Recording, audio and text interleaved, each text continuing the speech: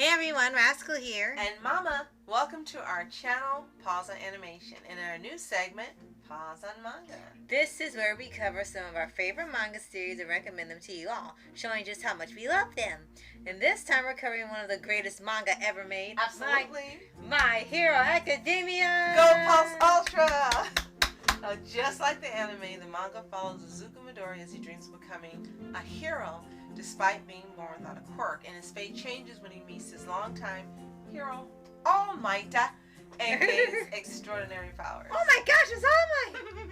Before we start, be sure to like, subscribe, click notification buttons on future podcasts and World of Pause videos. Absolutely, and thanks so much for supporting us and watching us. We really appreciate you more than you know. Yes. This is one of the mangas we've been really dreaming of talking to you about for years, literally. And we are currently to the volume that's available in the U.S., which is volume 33. Yes. And it actually catches up all the way to about the current stage of the current season of MHA in the anime. Mm-hmm. And within the video, you're going to see some pictures showing you the volumes we currently own.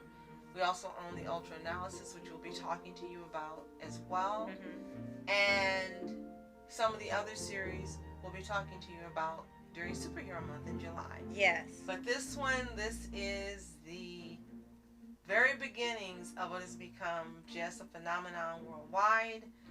Before Demon Slayer got to come out in JJK, which are awesome as well, we had MHA. Yes. And this franchise really opened the door not only for other mangas to become worldwide bestsellers, but also for anime movies to be successful. Yes. Being shown in countries other than Japan. With the first movie, Two Heroes. Yes. Within the first 5 days of its opening, this movie made over $20 million, and we did go to see it. Mm-hmm. We saw it subbed. Oh yeah, it was. I'm sorry, Heroes Rising. I'm sorry, Heroes Rising. Forgive me, Heroes Rising. We saw it subbed, and then we purchased it dubbed. And before that, you had anime movies being shown like in independent theaters, very few. And this time they put a lot of them nationwide in bigger scenarios. And they had promotional posters and everything. We did a video on that. Hopefully Rascals remember to attach it for you. Yeah. And you can see when we visited the theater to see the movie. Yes. And what we thought of it. But they opened the door because $20 million in 5 days for a non-American movie was unheard of. Right. Within the first, I think 3 days, it made $8 million. And then within the 5 days, it went over $20 million. It set the stage for everyone else in Japan to benefit and profit. So these people owe Kohei Horikoshi, Macadamia franchise, Shonen Jump, they owe these people a wealth of gratitude. Yes. Now that being said, as I said, this is the one that started it. And before we ever heard about it, Rascal's the one who actually found the manga as well as the anime. Yes. And first off was the anime. And it was around the time it was first airing on Toonami in dub. And during this time as well as when superhero movies were at their highest with the Marvel Cinematic Universe, the DC animated movies, some Netflix shows, superheroes were big for almost 10 years. And MHA was one of those other properties that came into the mix, and it was the perfect time. And since superheroes were popular, they decided to put it on Toonami so people could watch it in English. I had to get the Crunchyroll, and I told them, hey, they're gonna have this airing. I've heard this is really good. It's superheroes. Maybe we should give it a try to see if we like it or not. And after the first episode, they were doing one episode at a time back then. First episode, we wanted more, and then we immediately wanted to get the manga. And I think like after the third season, they had a long break. We actually started reading the manga and started getting it from our local library. And we read all the way up to where the third season was. And we actually ended up reading ahead so we knew what was coming before the anime came out with this next season. And that was one of the most fun experiences we ever had. And it was so great that I was like, forget the library. We got to get these volumes each time they come out. So for the first like 5 after that, I didn't even wait to ask Rascal anything. I would just pre-order, and then tell her, look, it's here, look, it's here. And then after that, we started switching off purchasing, excuse me guys, the volumes. Yeah. What I really love about this manga is very reminiscent of Full Metal Alchemist, where it's nearly one-to-one except for episodes that are dedicated specifically for the anime. Yeah. It's nearly one-to-one in the action that takes place. You're not wondering what the heck happened. Why did they deviate from the story? This isn't what happened in the manga. Everything that you're seeing is exactly what's happening in the manga. Yeah. And that is absolutely fantastic. Because from what we've seen and watching a lot of other anime, they deviate, they change, they make it something different. One being Tokyo Ghoul. It is so unlike the book in many ways, especially in the graphicness of the blood and the violence. What I love about My Hero Academia, it seems like they consult with Horikoshi. Yeah. And again, they make each season like a fan episode, an episode that's dedicated specifically for the anime. Right. And so there's no way that you would have seen it in the manga, so it's like a nice little present you get each season. Right. They'll have maybe recap episodes, maybe one for the girls, one that will lead up to like a prequel to the movies, or an extra one dedicated maybe a villain that got popular and they will get a little extra screen time. And along with this, we also have the 3 theatrical films, which Horikoshi has said numerous times they are canon. But it took until recent chapters of the manga for people to understand that they were canon, because people were saying they weren't because there's no way they could fit in the story. But when he said when they're supposed to take place, right, and they were stories that are intended for the manga, but either A, they were changed because that's not the direction you wanted to go anymore, or B, they were too long and fantastical to have in the manga and drag it out longer than it needs to, so you put them in the film so they can be watched at any time. Right.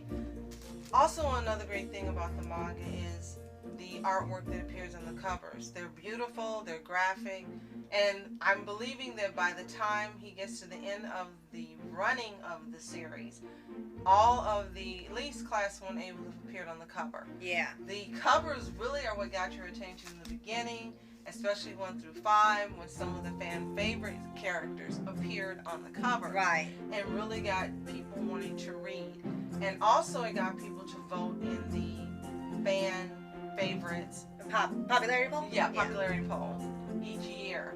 And I think it's pretty neat how it looks like a lot of the popularity polls have influenced the covers, what they look like, and who's appearing. You would think it would depend on whom the topic of the volume was, but sometimes whatever is the center of the volume in the beginning was not what was on the cover. Right. You had, again, dedicated covers like with Todoroki and Deku, Bakugo, of course. You had Tenya. Yeah. You had a few others. Some even had the villains on it all together. Right. And later on, you started getting some, well, like with 33, you've got multiple people on the cover. Right. And he began to do that. So the covers are fantastic. They are works of art on their own. They are interesting, and they really get you excited for what's taking place in the manga. The artwork is exclusively done in this manga by Horikoshi himself. Yes. And again, it's fantastic. It looks like they should take the anime and color it. Yeah. That's what it looks like. His artwork is fantastic and his writing is brilliant. What he has done with this series is taken a common story and made it new and fresh, unlike anything you've seen and the way it's being told. And one of the things you've seen on social media a lot in the beginning was like, oh, it's the same story. Yeah, it is, but it hasn't been told this way. Yeah. And you absolutely adore Deku. I do. Todoroki is my favorite, but I'll always be cheering for Midoriya. He is precious. I will never not cheer for Midoriya, even though Todoroki is my favorite. Right. And I think most people who watch the anime and read the manga, Deku, regardless of whom your favorite is, if it's not Deku, he's still going to be number 2. You're still going to be cheering him to become the number 1 hero.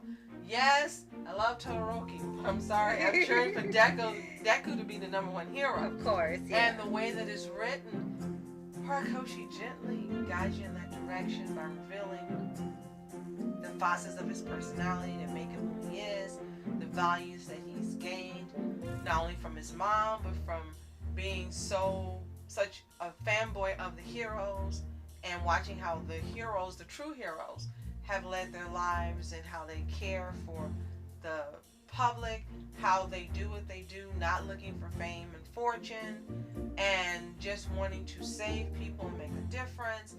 You see other facets of his personality develop, like with his, in the beginning, with his mumbling. Yes. And his astute attention to detail with his books where he gathered all the information. Ultra analysis. Right. And you just see him developing and growing and becoming better and better. And it's not something that is, yeah, he's trying, but you can tell it's something that's subconsciously done for him. Yes. Where this is just how he is.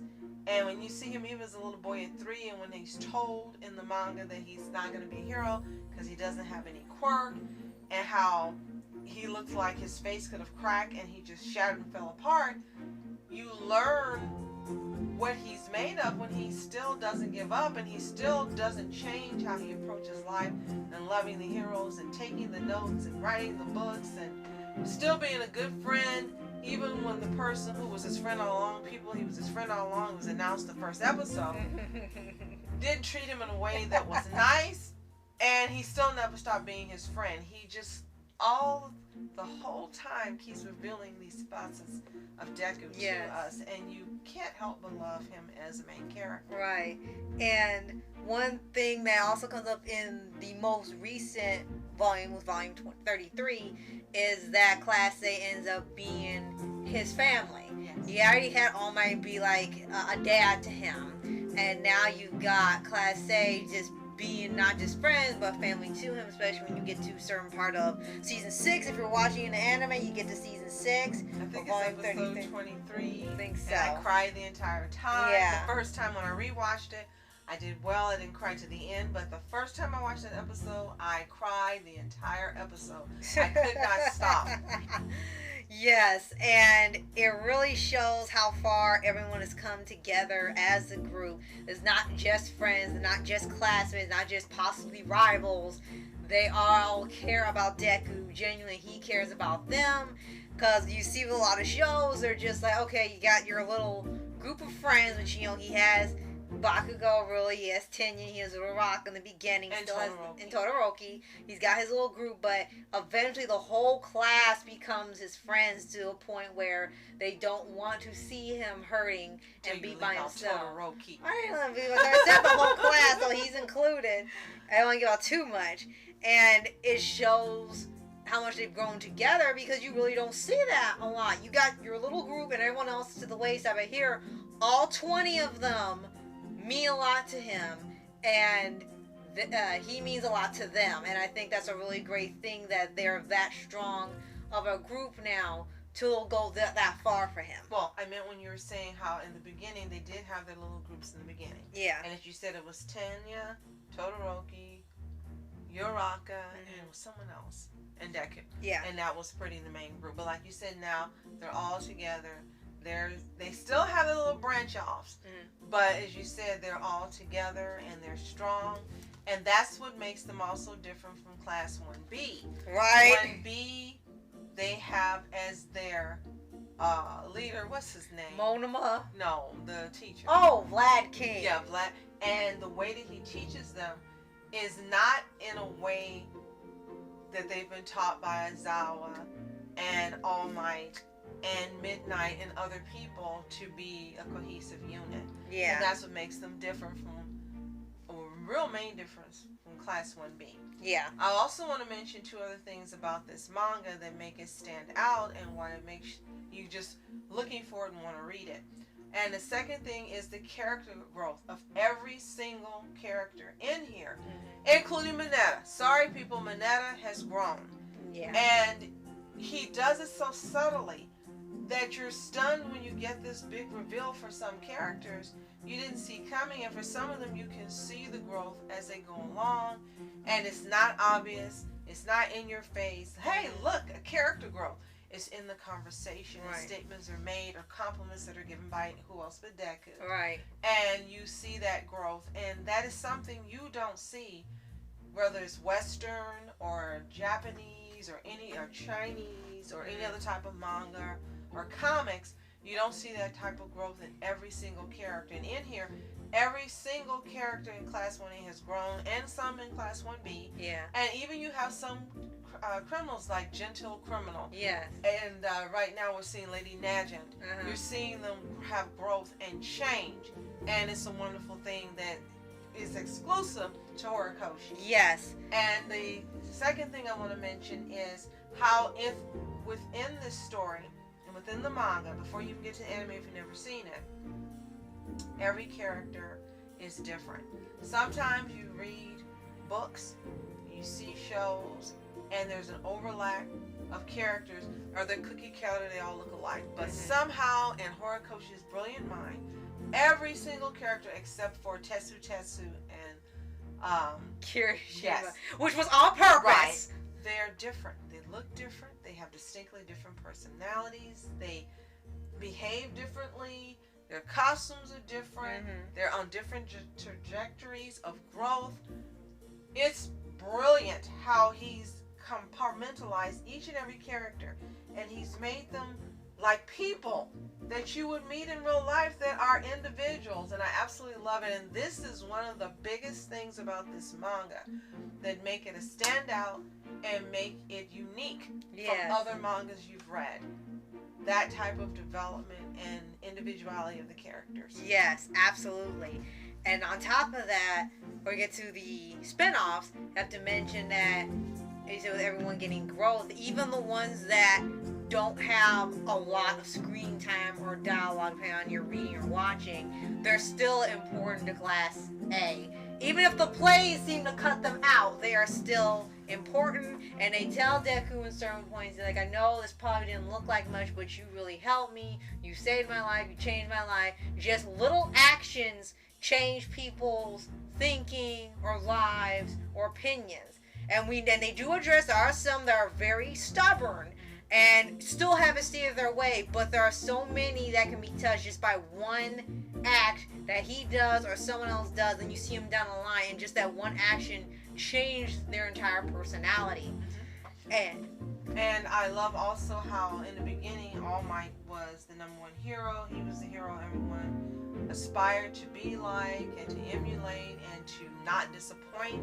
Even Endeavor, even at number 2, All Might was the one he wanted one of his children to surpass.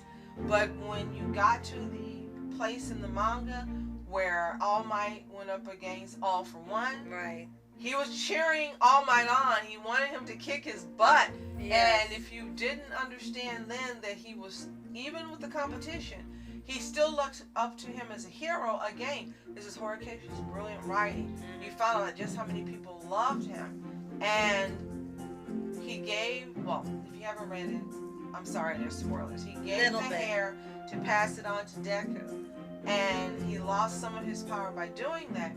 But even after doing that, and after, I call him All Might Light, losing the majority of them becoming All Might Light, you find out there were people who still loved him as a hero when they saw him giving his all, not once, in the first movie in Two Heroes, right? Two Heroes, yeah. First movie, Two Heroes. Yeah. And then in that episode, you saw him give his all. Yeah. And you have to be just jaded or bitter or crazy not to be motivated, inspired, and love this character if you're part of the story within itself, because like Deku, he does it to his own detriment, not caring what happens to himself, just wanting to save people and be the symbol of hope and the symbol of peace. Right. And that is what this manga is all about. Right. And I think my last comment for mentioning the other accompanying mangas is that he also has a time for you to almost like every new character he comes up with. Even if they're not on screen a long time, even if they get taken out pretty quick, even if you see them once, never again, even if they're original, like for the movies, you end up liking just about every single character he comes up with within minutes of them being on the screen or on the page. Like everyone loved Rhodey just from some advertisements. Yes, Michael Levy. Yes. And I'm glad you mentioned that, because what I think, and I remember mentioning this to you when we first started reading the manga, and I was saying different characters seem to be parts of Horikoshi himself, and I think that's why you connect with them, because he makes them real, because they're a part of himself. Each and every one of those characters, yes, even the women, I think is an aspect of himself that he puts into the characters he writes, and they become so real and so developed. As you said, you love them, and he's just giving you a piece of himself with every character that he writes about. Yeah. And in the villain, maybe there are parts of him that he never would do, but he can write these characters because, well, if he were, or if someone did this, this is what they would do. And he writes the villains very well, just as well as he does the heroes, especially with Shigaraki. Yeah. And he's the main one, I have to say, especially with Shigaraki and Stain. Shigaraki and Stain. Yeah. You get villains you haven't seen in other works. And I've heard people say, oh, it's like this. I know, no, they're not. They're not. They're not. Especially with the Nomu. They're not. He gives you villains that are unique and different, and again, just leaving just as much of an impression as the heroes do. In a negative way, of course, and 9. Yes. Just as the heroes do in a negative way. Right. But they leave their mark on you. Especially when they want to show you how they wanted to become heroes, what led them to it. Absolutely. And they are unforgettable. Every villain is unforgettable, and the heroes that he puts in here are unforgettable. Now, in the season 6 arc, unfortunately, you've got a lot of them that get taken out of the story permanently. And you have some that seem like they're unimportant with these crazy names and costumes. But before each of their demises, he shows you what's special about each of those one-time characters that you don't really know. And he doesn't just make them like fodder or just a way to to drive the story forward. He lets you know this is what was special about this hero. This is what's special about this hero. This is what this hero does. This is why they're a hero. And even if you never see them again because they're gone, they were not just numbers. Yeah. And I really love that about Horikoshi. He is brilliant. He's a brilliant writer. And I really hope that he has a very long career in manga as a mangaka. I hope that when this series ends, he's got another one that's waiting to come out. I hope that some of his other works we're reading, like Vigilantes, gets made into its own anime. Yes. I hope Horikoshi is around for a very long time. Yes. If you have not read My Hero Academia, you should be reading it. An anime is fantastic, yes. But reading the book gives you something different. It's a special thing.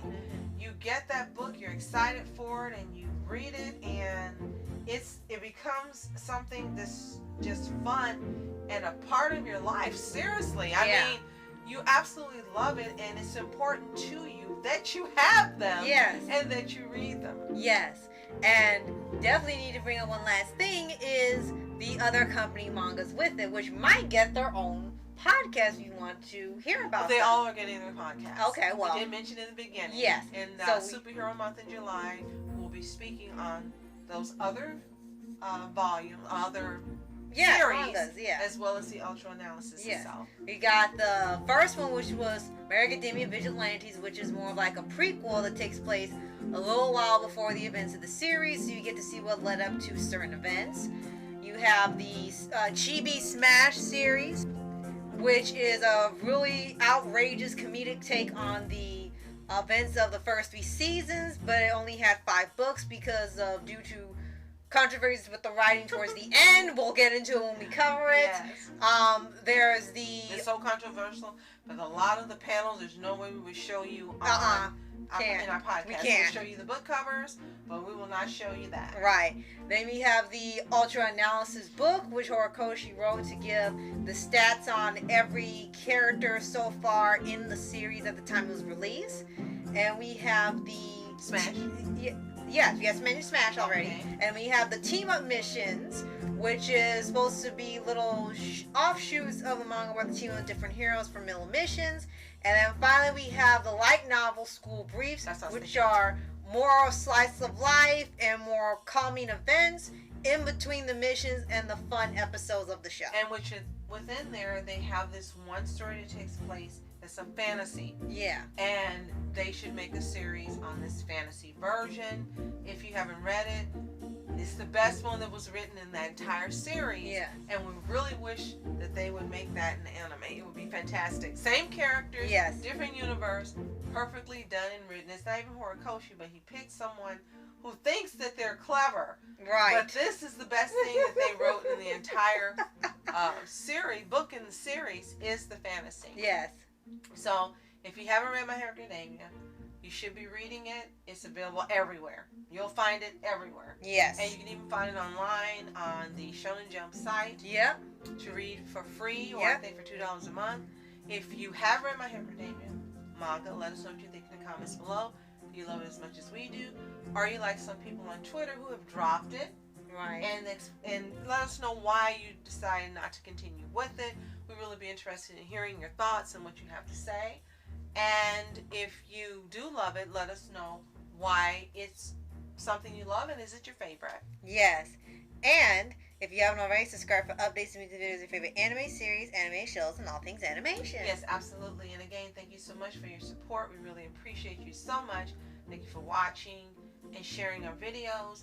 If we are already not subscribed to your channel, let us know in the comments below. Leave us a link or your channel name. We'll check it out and support you as well. Also, feel free to follow us under Paws On Animation on Twitter, Instagram, and Pinterest. Yes.